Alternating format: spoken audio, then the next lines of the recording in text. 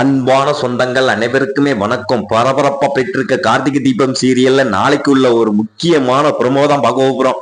அதாவது நம்ம கார்த்திகால நகையை மீட்க முடியல அப்படின்னு அந்த சந்திரா வந்து நம்ம கார்த்திகை கேவலமா பேசுறா.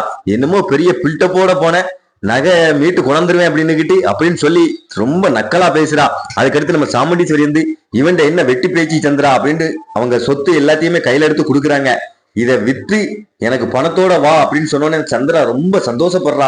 நம்ம நினைச்சது நடந்து போச்சு, இந்த திருப்பி எங்க அக்கா நடு ரோட்டுக்கு வந்துருவா அப்படின்னு ரொம்ப சந்தோஷத்துல இருக்காங்க. நம்ம கார்த்திக் வந்து எப்படியும் நகையை மீட்டே ஆகணும் அப்படிங்கிறதுக்காண்டி அவர் ஃப்ரெண்டான போலீஸுக்கு போன் அடிச்சு அதாவது அவங்கள பத்தி விசாரிக்க சொல்றாரு. அப்போ வந்து அவர் விசாரிச்சுட்டு நம்ம கார்த்திக்கு போன் அடிக்கிறாரு.